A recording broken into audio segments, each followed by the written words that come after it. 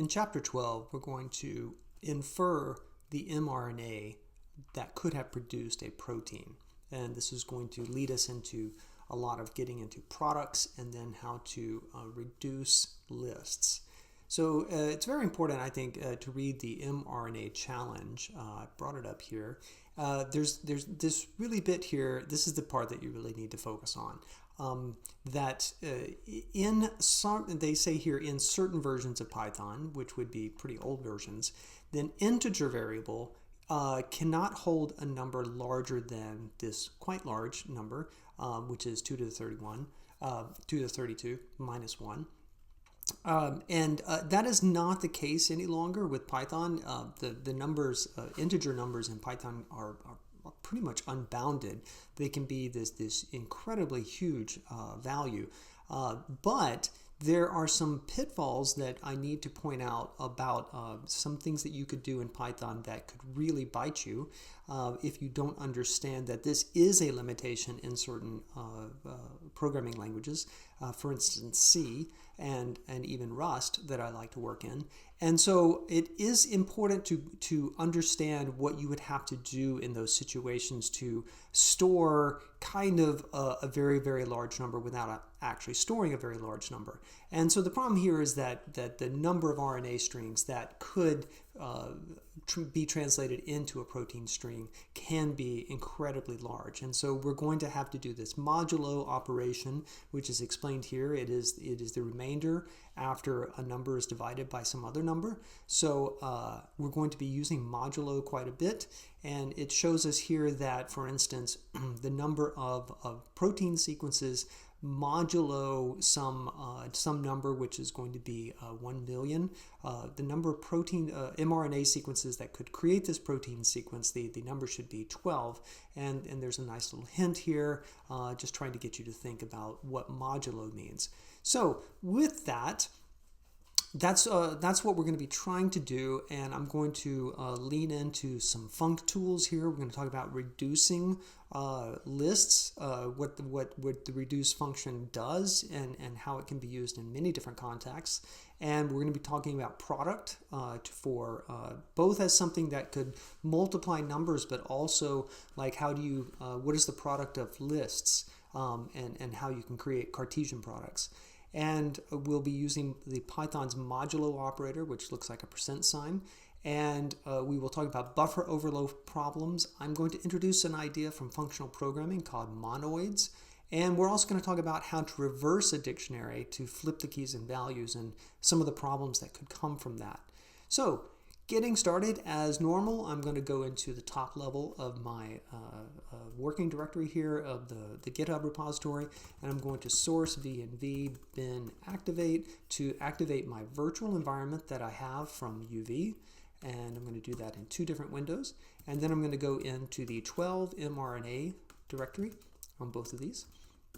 And I'm going to start by copying the solution 1 to mRNA.py and running. And it's going to be the interface here is really nothing new. You should be able to do this very easily now. The input protein can either be something that's on the command line, just an actual sequence, or it could be a file, and we're going to read that file. I think that we first did that in chapter 1. And then we're going to have an optional argument here for the modulo value, and it's going to have a default value of 1 million. And you should know how to do that very easily now, starting with new py. And if we run this with some sort of input like MA, it shows that the number is 12, which is what we saw there on the Rosalind page. And if we look at test inputs, the first input, we see it's quite long. We can actually count how long it is with WC. WC-C will count the number of characters, which really it's counting the number of bytes, but in this case bytes and characters are interchangeable. And so we see that there are 998 amino acids in this. If we cat that again and look at it, we see it's a substantial protein here. And so the number of mRNA strings that could produce this is truly astronomical. But if we run our program on that, we'll see that the number that we should get is this still quite a bit big number, just under 500,000. And so that is how our program is going to work. We see here that it actually read the input for that for the protein, because that named a file that we're going to use. So that is what we want the arguments to look like. And to get started, I'm going to use new py as normal. And I encourage you to do this, even if you know that you could just copy this from another script. I would encourage you to go through the effort of actually typing everything out, because it builds muscle memory and it will make you a better programmer. For my instance here, I am actually going to run over to solution 1 to make this go a little faster. I'm going to grab these. I'm going to define my protein, my 2 arguments to my program are going to be a protein, which is going to be a string, and a modulo value, which is going to be an integer. And then I'm going to jump over here and get my arguments. Grab that. Just going to paste it in. And we'll look at this for a second, but there's really nothing new here. What's happening is I'm defining a protein as a positional argument. It is a string. This is really not even necessary, because that is the default value. This is the default type for argparse arguments. And this is an input file, an input protein string, or a file. And then there's going to be an optional modulo, remembering that it's optional because I have a short flag here with a single dash and a single character, and then I have a long flag here with 2 dashes. It's the fact that the names start with dashes that make this an option. I have defined here the metavar is going to be an int. That is what's shown to the user as far as when you look at the help here, this thing right here, this int, that's the metavar that's being shown. But here, this is the important part, that we're defining this as an integer, the type. So if they give us some sort of bad input, argparse will throw that back. I'm setting a default value. Always good to set a default value if possible, and giving a nice help message here. And lastly, this is a trick, I think, from chapter 1.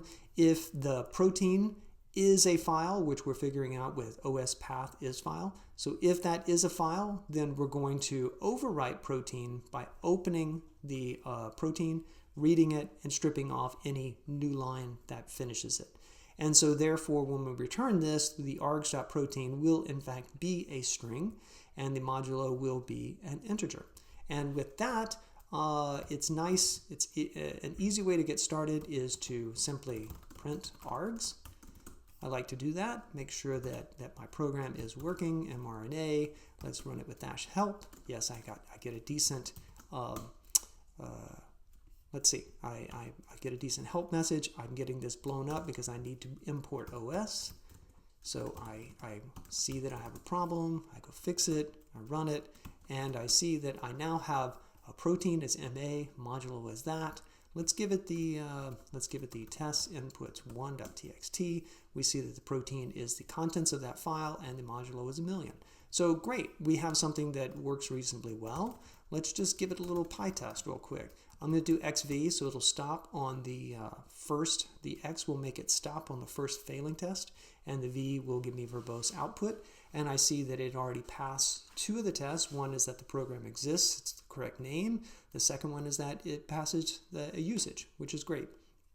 So with that, I would encourage you, if you think you know how to finish this, I would encourage you to just stop the video, go write it yourself, use the test to guide you. And if you want to stay with me here, I'll just walk you through how I went about solving this problem. So let's talk about what it means to take the product of lists. So we have here the string MA, which is the example that's given on the Rosalind page, and we know the number is 12. And that's pretty easy to figure out. M is the start codon here. The start that we're looking for, and there's only one codon that translates to M. And A has 4 possible codons, and then we have a stop codon that's not listed, but we have to take that into account. There are 3 possible codons that we need there. And so the mathematical product is simply 1 times 4 times 3, and that's 12. But there's also this idea of a product, and that's what's called the Cartesian product of these 3 lists, what are all the possible ways that these 3 lists could be combined to create these 12 sequences? And we don't actually need the sequences for this solution, but I think it's important to understand what it means to have the product of lists, the Cartesian product, and how do you make those. And in chapter 9, I introduced itertools product that does just this. And so I like to bring that in. I'm going to start a REPL here, and from itertools, I'm going to import product, and then from pprint, I'm also going to import the pprint function for pretty printing. And I've gone ahead and over here I've typed up a list of lists. So this is the codons that we're talking about. And what we have here is, and if I pprint actually codons, it probably will look nicer. Well, it doesn't look any different, but we have a list that contains within it 3 lists. The AUG for the M, these are the 4 codons for the A, and then our 3 possible stop codons. And what I want to show you is we can use the product. If I say product on codons, it doesn't. It creates this a lazy object, which you know what to do now. You can coerce it with list, and so that doesn't work. We actually have to splat the codons. That's why we have this star here in front of it. And now with that, we get quite a few more. Let's use pprint here. That's why I brought this in. Now we can very easily see 1, 2, 3, 4, 5, 6, 7, 8, 9, 10, 11, 12. There are 12 codons, 12 possible combinations of these codons, and we were able to do that by using the itertools product on the splatting of this list of lists.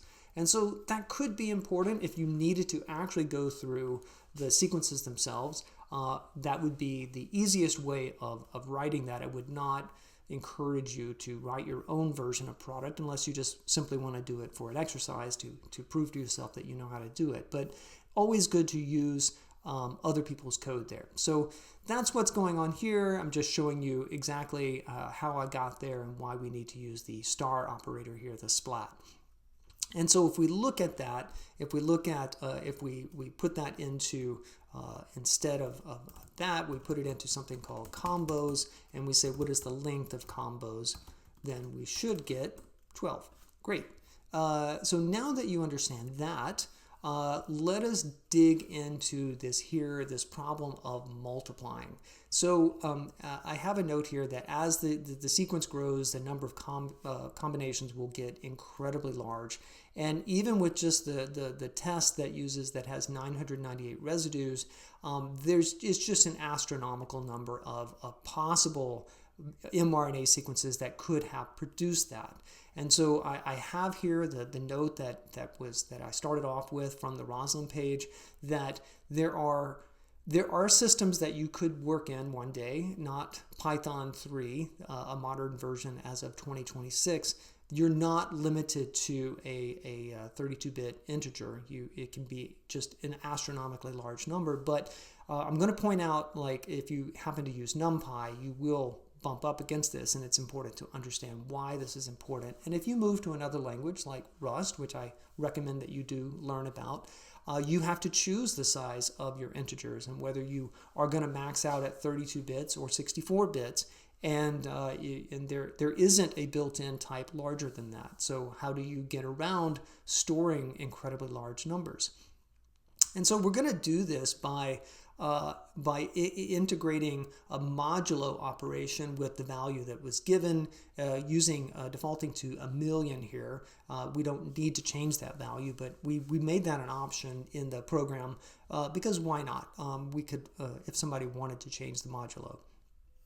So, and there's a quick explanation here that 5 modulo 2 is equal to 1 because 5 divided by 2 is 2, and there's a remainder of 1 left over. And so there's this nice operator here. An operator is essentially a symbol that goes between 2 arguments, like we have the plus operator, the division operator. The modulo operator is the percent sign that occurs between 2 numbers, and it gives us the remainder after division.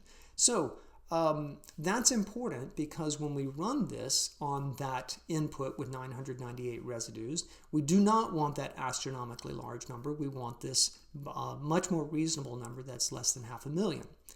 And so here I have some ideas like how you might think about going about creating this number. And there is, in fact, I point out NumPy, the NumPy module, which is incredibly useful, and you should definitely learn about how to use it. And inside of it is a prod function that you might naively think, oh, I can use that to create the product of these combinations. But it will actually quietly fail. So let's just show this. If I import NumPy, it's very, very common to import NumPy as NP. You'll see that quite a bit. And if I want to, for instance, create the factorial of up to 1,000, we see here that it actually just returns 0, which is definitely not the right number. Let's give it a factorial, let's say, of 25. Quite a large number. Actually odd that it is a negative value. But basically what's going on here is that we have some very strange behavior here that maybe is interesting that we wouldn't expect here. And part of the problem is that we are running into a buffer overflow problem. So that first answer, let's just focus on that the answer is 0. And it didn't create an exception, it didn't blow up, it just returned a value of 0. And we see here that it's actually an int 64, but the number got so large that it overflowed the number of the capacity to store the number. And so it just wigged out and created an answer of 0, which is not anywhere close to the right answer. So how can we avoid that?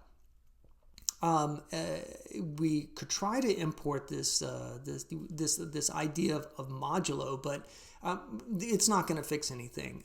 We're still going to get 0 out of this, and if we modulo 1,000,000, we're just going to get 0. And so we're not going to be able to use that. And the reason why this is failing is that underneath, NumPy is implemented in C. And that's very good for a lot of reasons. It can be quite a bit faster than Python. There's a whole a bit to understand about memory layout and how different Python lays out lists from the way that C does. And there's a good reason why C is so much faster on a lot of numerical operations than trying to do them in pure Python.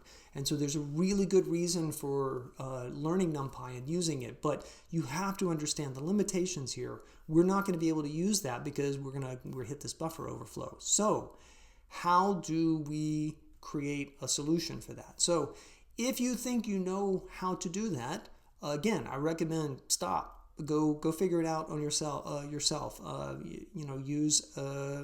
I've been using Claude Code a little bit more. Maybe you could go into Claude and talk about some ways to get around this overflow problem. How to implement this in Python, even though you might not hit the overflow problem.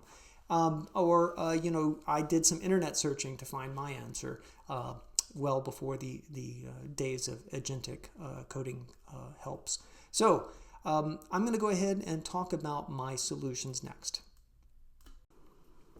So for my first solution, I'm going to use the RNA codon table that I first used in Chapter 7. And I'll bring that in here. I can go into my solution 1. Just to play with this in the REPL, I can take this and I can actually pop it in here to my REPL. And now I have the codon to AA table from the other solution.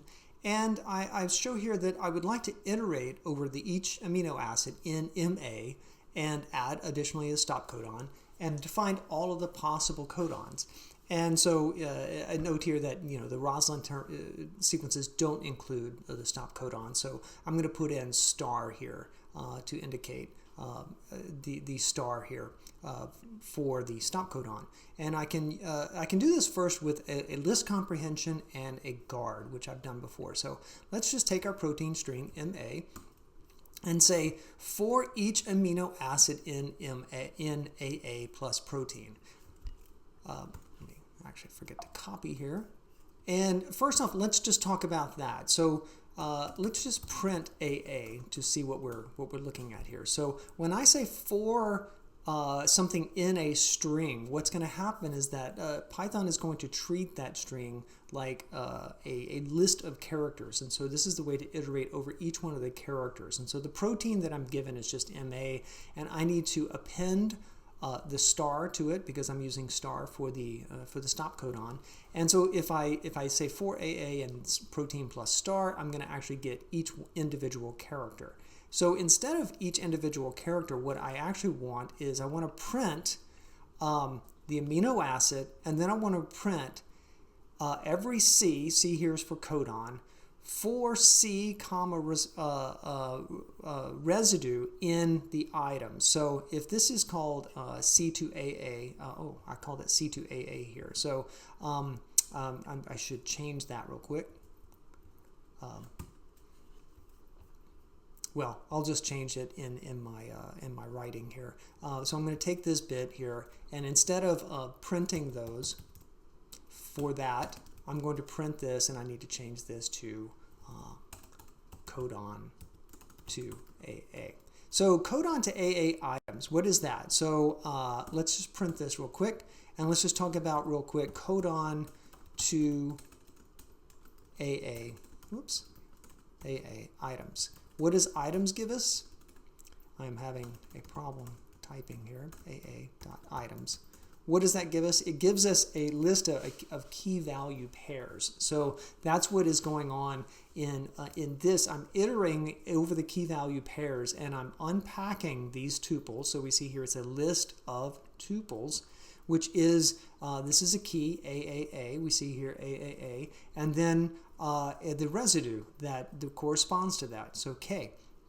So I'm iterating over all of the items, and I want the codon, I want the first item, if the residue, the second item, is equal to the amino acid that I'm looking at. And so this gives me my translation table. So let's just look at that again. The output of that gives me, for M, I find the single codon that translates to that. For A, I find the 4 codons that translates to that. And then for the star that I'm appending, I find the 3 codons for that. And so there's quite a bit that's going on here in this one line, but it's actually, to my mind, quite Pythonic. I'm using a list comprehension with a guard here and iterating over each one of the characters with a for loop. So really, if this is new to you, this is a very, very Pythonic way to write this, in my humble opinion. So I don't actually need the list of codons. I don't need to create the list of products, the Cartesian product that I showed earlier. All I really need is 1, 4, and 3. So instead of that, I can just put ln in front of that. So let's just look at what that looks like. Instead of printing that, let's just print the amino acid and the length of codons that correspond to that. So it's 1, 4, and 3. Okay, very good. I could put all of this into another list comprehension. I'll call it possible is equal to, and I'm just going to take this part that I need, and it's going to be that for AA in protein plus star. And what is possible now? It is 1, 4, and 3. So I have turned this for loop into a list comprehension that in itself contains another list comprehension inside of it. And I have now reduced 3 lines of code into really just 1 line of code. You could argue that it's really just 1 line of code. It's split over 4 actual lines. But this does a lot of operations and just gives me the 3 numbers that I need. And with that, I could just import math. That's another module that you should know about. And if I say math.prod on the possible combinations here, I get 12. Fantastic. That works for these small numbers, and important to know about that you have this nice function that you can bring in to create a product like that. It's also good to know that there's this sum function. I don't think we've really used this much, but sum is built in, and it will also tell us 1 plus 4 plus 3, that's 8. And so I want to take a moment here to talk about what these two functions are doing. So given any the list of numbers, the input numbers to this could be extremely long. And so often, really what happens at a computational level is that something is done with two values. Like, for instance, sorting. You have some 10 numbers. Well, the 10 numbers aren't sorted all at once. Two numbers are sorted, and then two other numbers are sorted, and then the numbers get moved around in the list until they finally end up in a sorted fashion. But ultimately, it comes down to doing something with two values. And I'd like to introduce the idea of reduction, of reducing lists by applying these binary operations to make the list smaller and smaller. So when we're doing sum over 1, 4, and 3, we can take the first two and reduce them with the plus operator into the number 5. And now we have the numbers 5 and 3, and we can reduce those with addition to the number 8.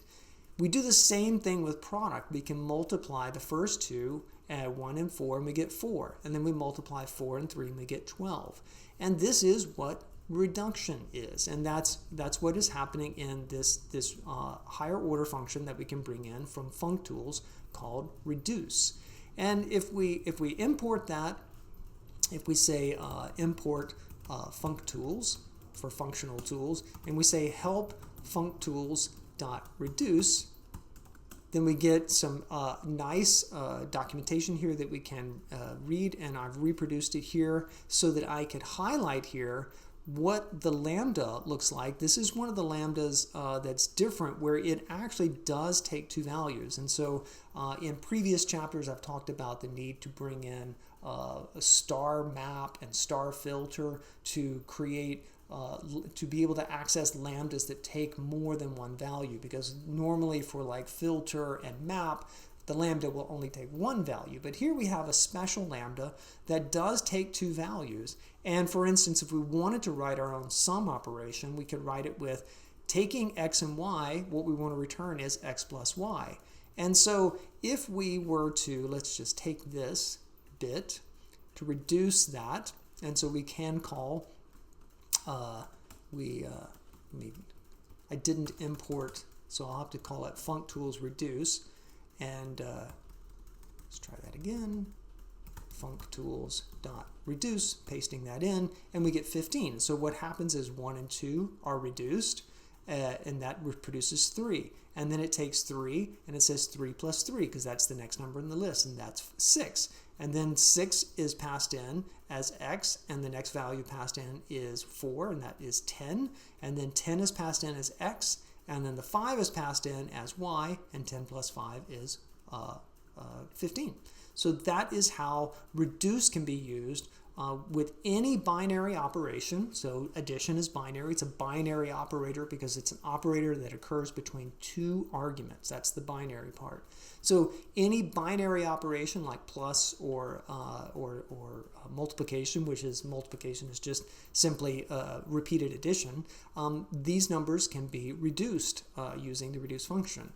And so here's how I could write my own version of sum, and here's how I can write my own version of product. And so I can copy this, and let me go back and say from functools import reduce, so that I don't have to preface that. And let me, if I use my possible, reminding us that it is 1, 4, and 3, if I pass it into this lambda, where x and y are multiplied by each other, then I get 12, which is the same thing as what math product gives us. So I have a little side note here. If you're interested in these kinds of operations, there's a term to describe these called monoids. And it talks, I go here to talk about there's an identity element under certain operations. So when you're under the operation of addition, 0 is the identity element because 0 plus n is n. And so if you are reducing these values, starting from a starting value of 0, then it will. This is the proper way to write reduction, and so this will work on empty lists because an empty list of numbers adds up to 0. And under multiplication, the identity is 1 because 1 times n is equal to n. So if you were trying to write this with that under multiplication, you would start off with a default value of 1. And so the same thing can be said about list concatenation. Here, when we're actually, it bothers me, but in Python we use plus both for string concatenation and for addition, arithmetic. But we can, if we want to reduce this list of characters to a single string, then the identity element here would be the empty string. And then, so therefore, if we were to try to concatenate an empty string, the proper value would actually be the identity element, which is the empty string. And we see here that writing this is the same as writing our own version of string join. And if we were to try to do string join on an empty list, it would actually give us the empty list. And so lists themselves are in fact monoids. And so I have some points here about the plus operation. We've brought in the operator module before to get at, I think we were using addition and sum, but there is in operator, there is concat, because the plus operator is sometimes operator concat when it's used with strings, and it is sometimes operator add when it is used with integers.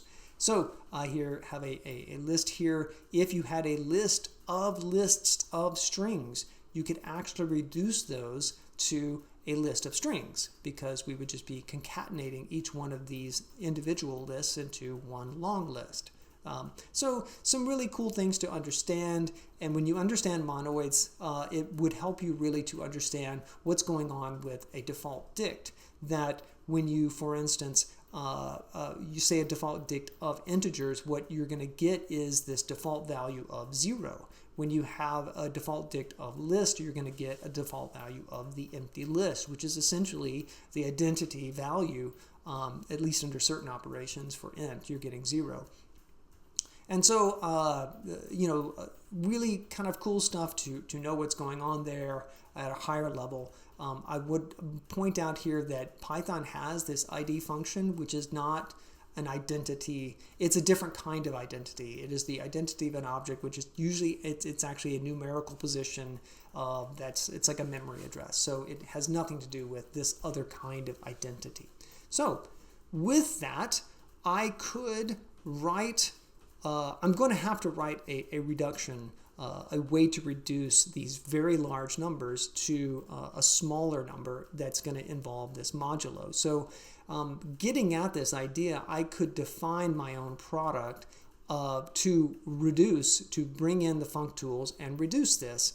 And since I'm working under multiplication, I could start off with the default value of 1. And I'm going to point out here from when you're, it's important to me that you actually be able to read code out loud.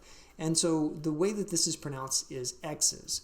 And so with the idea that it doesn't matter what this is called, I definitely don't want to call it list because list is a keyword here, but it is a list of integers. And so it is common in some functional languages to call a single value x and more than one of those things x's.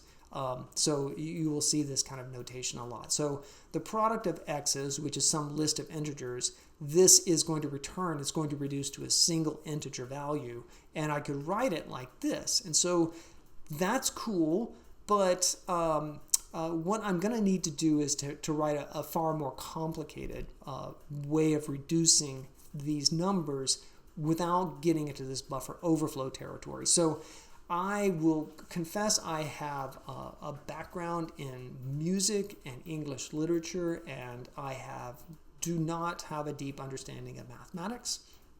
and I had no idea how to write this.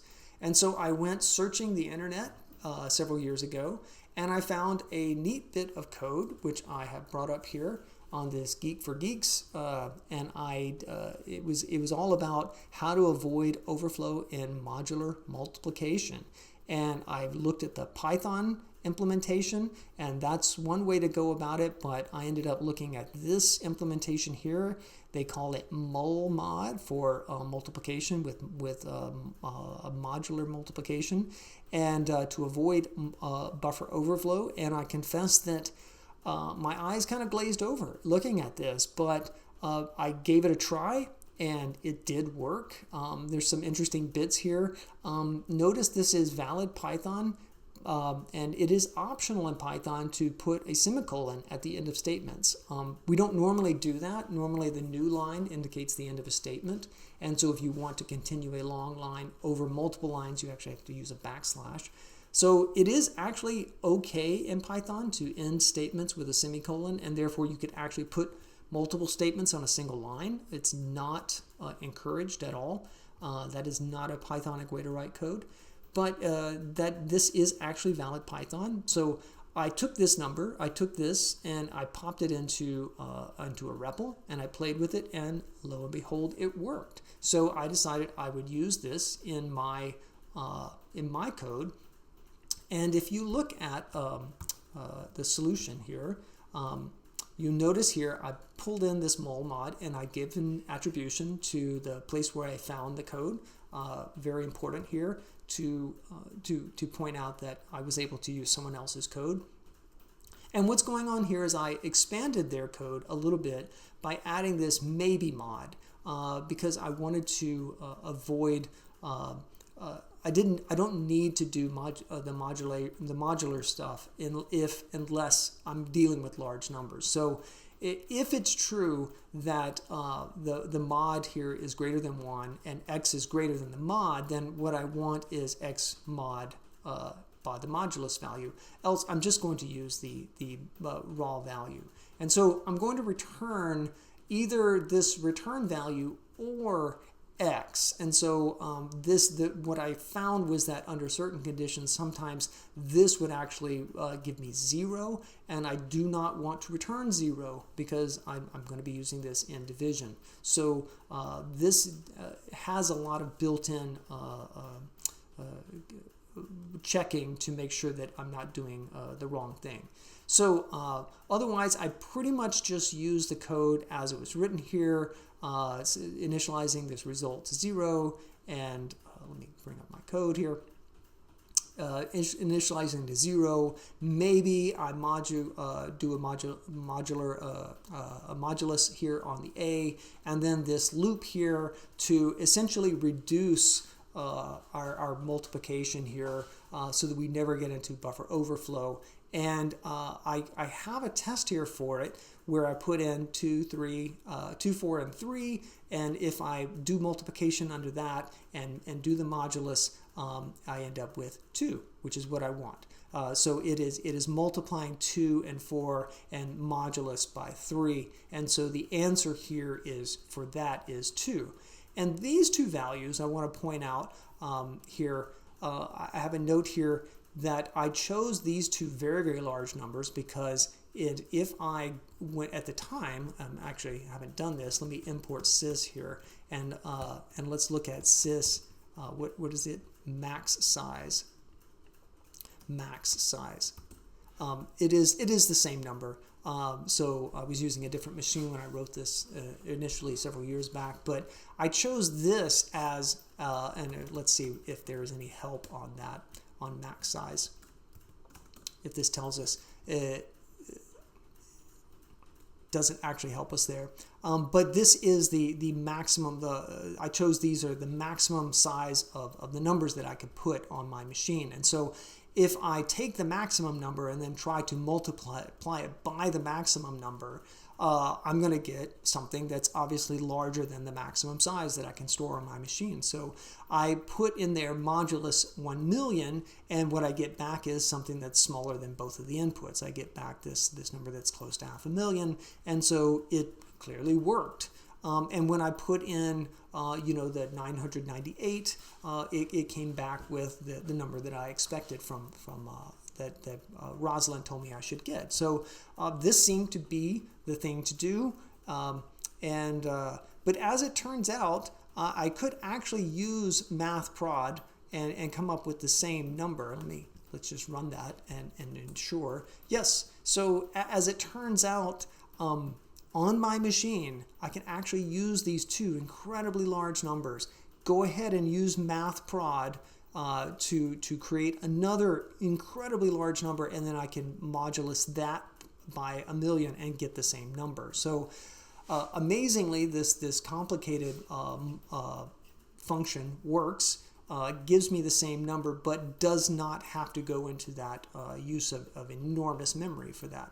So I have another couple functions that I wrote to integrate this. I have this mod prod that takes a list of x's that I need to reduce and my modulo value, and then it uses my mol mod function to individually, as I'm going through the pairs of x's in x and y, it's going to multiply those two numbers and involve the modulo value there. So this would mod prod then uses all of that kind of complicated mathematics to keep my memory use quite a bit lower.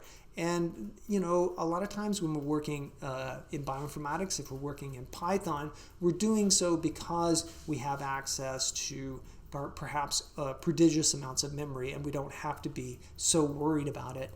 But there will come a day, possibly in your career, it has for me, when you will have very real memory constraints, and doing things like this in Python will not be an option because you will have to figure out how to handle incredibly large data sets while respecting the memory limitations on your machine. And so you might have to get into quite clever code like this. So it's important to understand that we can do these things in Python and we can conserve memory, but a lot of times we're using Python because it's so easy and because we have access to just a lot of memory and we don't have to worry about this. So I have a couple of tests here that verify that, yes, if I start off with this incredibly large number, I'm going to get the number that I expect, and that's really cool. So here I show that using this, I can actually calculate then the factorial of 1,000. It's way too large to print, but the answer is not 0. So that is what is going on in my first solution here. We've already seen here, so I'm now in main, I'm looking at the solution 1 that's using a dict, where I have created this dictionary for my codons, and then I create this list of possible values, which is exactly what's going on here, and it's going to reduce to something like 1, 4, and 3, or some other much, much larger list of numbers. And then I'm going to call my mod prod function on my x's, which is possible, and I'm going to pass it whatever is the modulo value.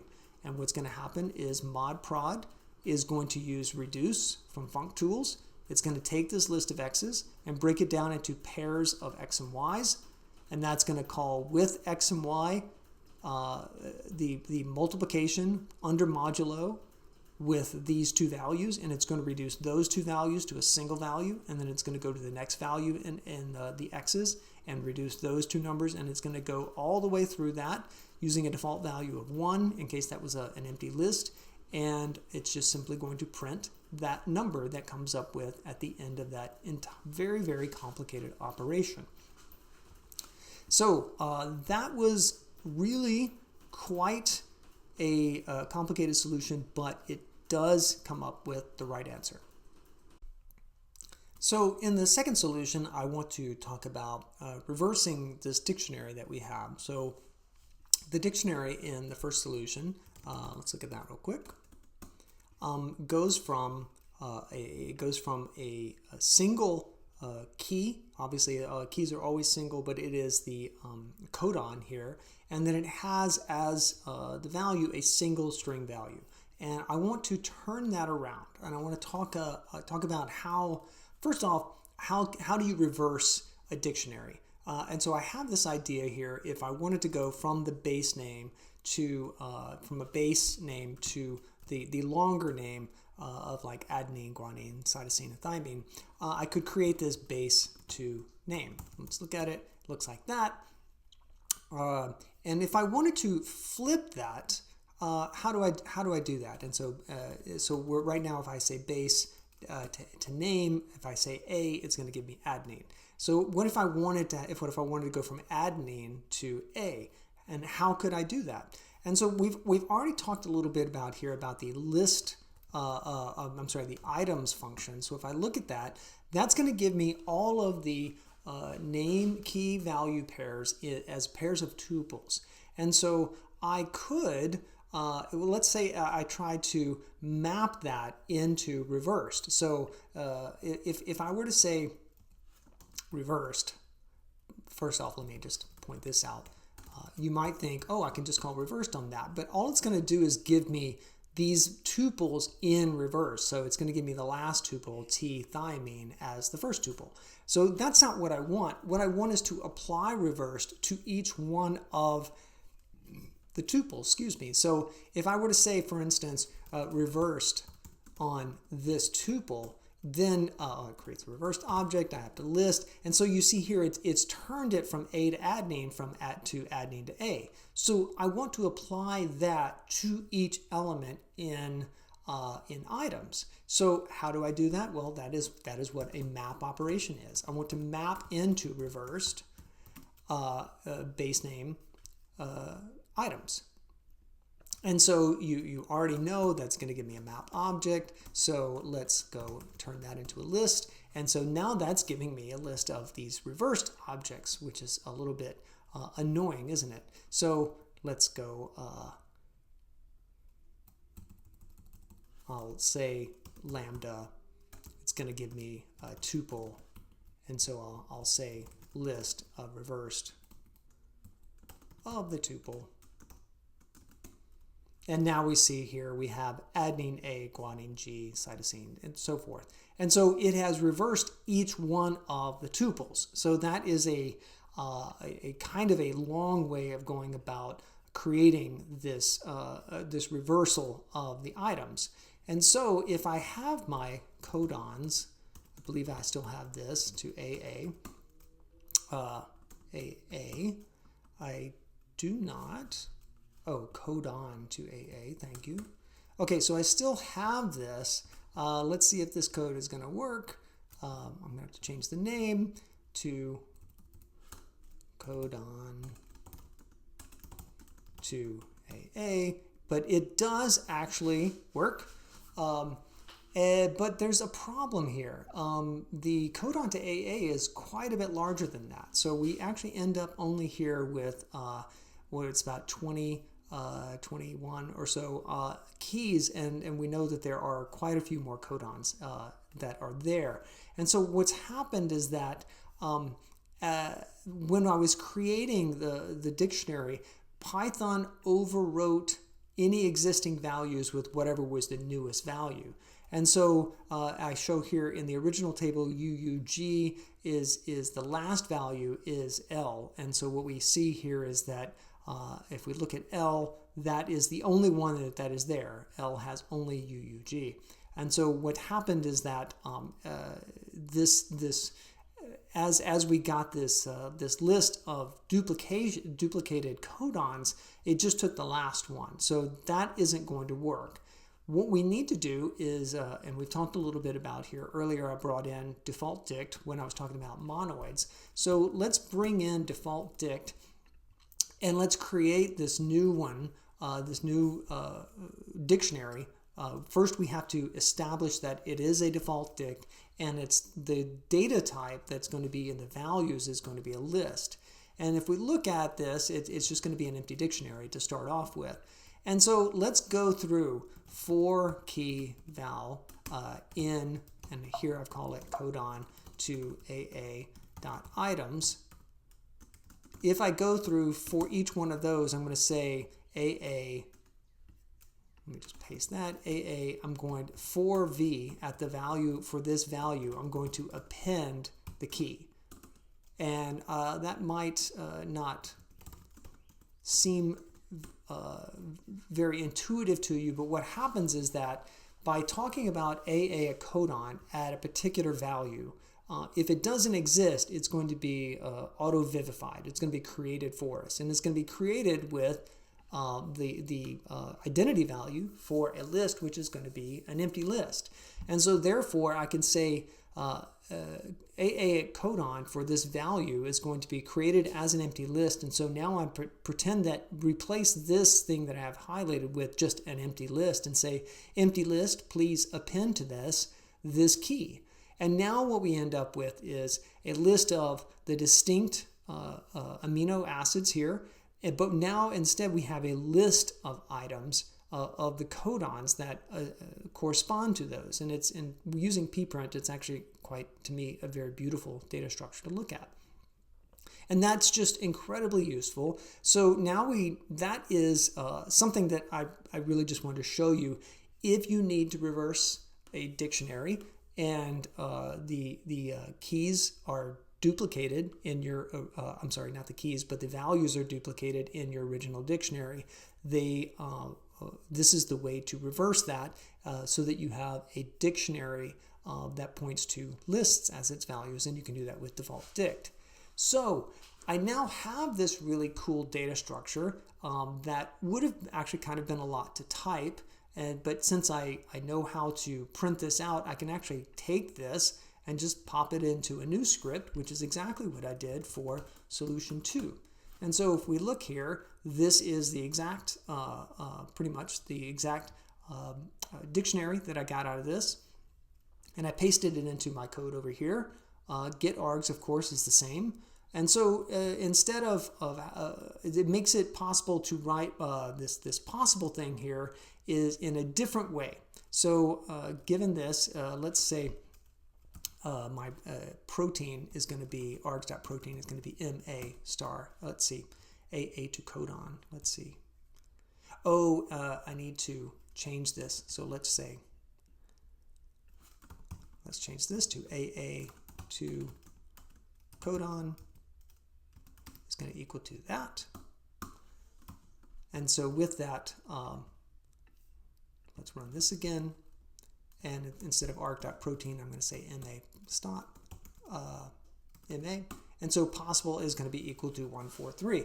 It's just another way of getting at the exact same values that I had before, but I'm just showing you a different way to construct the dictionary from keys to lists. And so important to understand about Python dictionaries is that the keys are not limited to being strings. They can actually be numbers. They can be floating point values, I believe, floating point. They can be anything that is hashable. They can be tuples, which can be quite interesting and useful under certain conditions.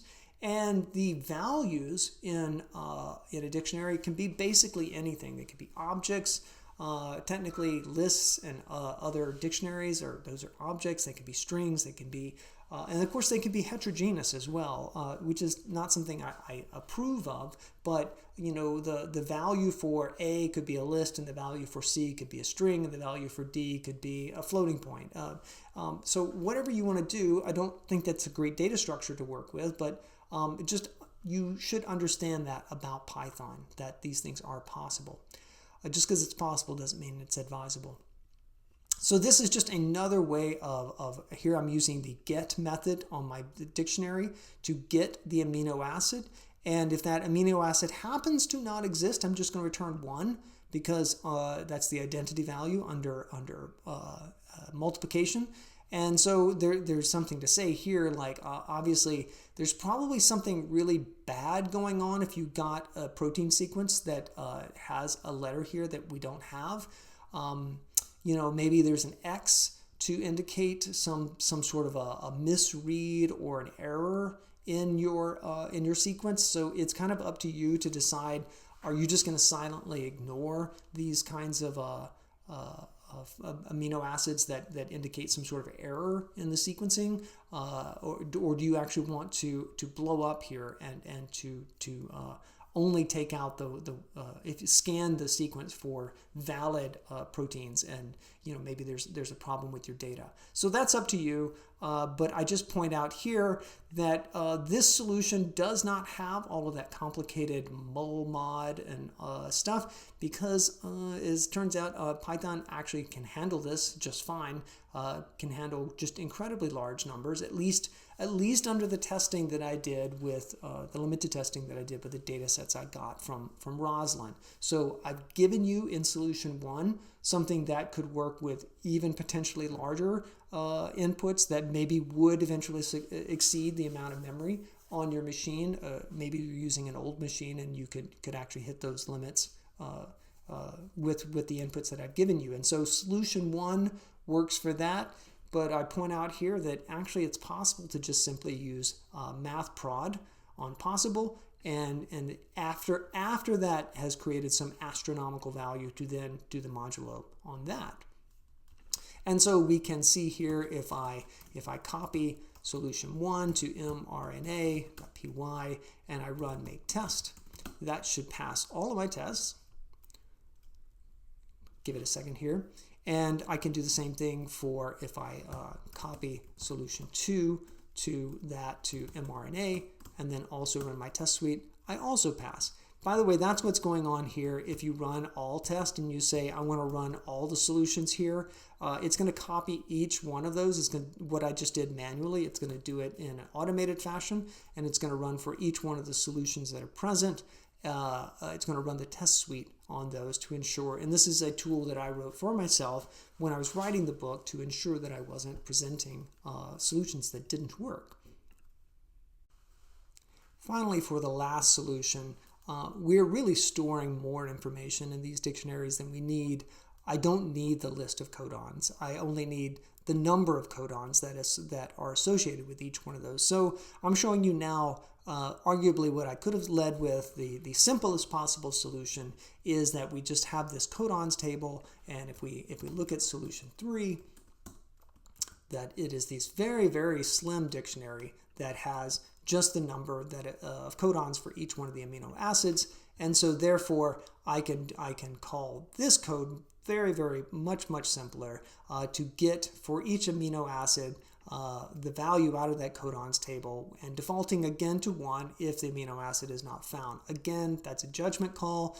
Maybe you actually want to blow up your program, in which case you would change it from a get to just simply the square bracket accessor, or the default accessor, and then that would raise an exception. And arguably that's a very ugly way to go about having your program die, but it's effective.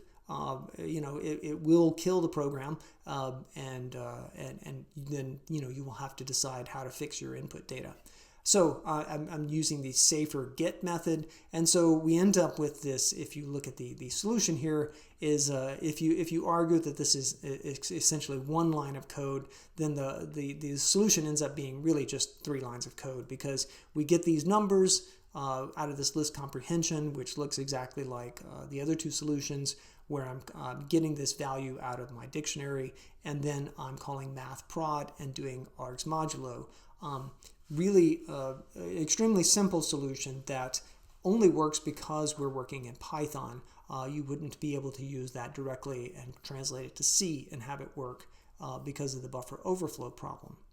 So there is I have a program here called show patterns.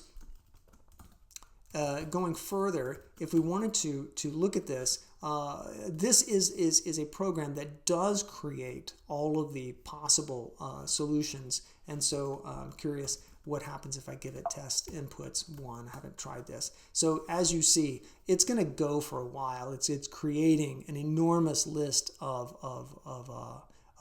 possible sequences, and it will just go and go and go. And if I were to capture that to a file, it would be an enormous file, and I hit Control-C there to stop it from producing those. But how did it go create all of those different patterns I would recommend that you spend some time reading that code. It's kind of interesting. And if you use this, if we were to try to reduce this list to a single representation, like for instance, if we take these two sequences and see how are they different, they're exactly the same up until this last point where the last letter could be an A or a G. And could you write a tool that would combine many of these patterns into some sort of a regular expression that would express that pattern? Like, is there a single way to represent all of these or some of these? I don't know, it's something interesting to think about. But that's what's going on. We've essentially reversed the idea of a regular expression in this, where we've tried to create every possible string that would match, this other, that would produce this other string. To review, we talked a lot about product, the mathematical products, but also itertools products that will create the Cartesian list of products of other lists. We also talked a lot about reducing and what that means, like at a functional level, and how in the act of reducing, what we do is we were given two elements from a list, and we decide how to reduce those to one element. That could be max. So given a max operation, given two values, you want to choose the one that's higher. And then you keep doing that through all the values in a list, and then you end up with, at the end, the maximum value or the minimum, or an addition, or multiplication. There's so many different ways of reducing lists. And we were mostly talking about lists of numbers, but you've also could reduce lists of strings and so forth. We spent a long time on the modulo operator, meaning remembering that an operator is this usually a symbol that comes between two elements. And so in Python, that looks like a %sign. I talked about how homogeneous lists of numbers and strings can be reduced under these monoidal operations like addition, multiplication, and concatenation. We talked about a dictionary that has unique values can be reversed by just flipping the keys and values. But then I showed you that if the values are not unique, if they're duplicated, then we have to do a little bit of extra to use a dictionary, a default dict with a list to reverse those. And then we talked about the size of integer values is really only limited by the available memory. And of course, that is specific to the machine that you're working on. So just because you wrote Python code that worked on one machine doesn't necessarily mean it's going to work on every machine, because machines are different. They have different architectures, different amounts of memory. And so the first solution that I showed with the multiplication that incorporates the modulus, that is probably guaranteed to work on every machine regardless of the amount of memory that you have.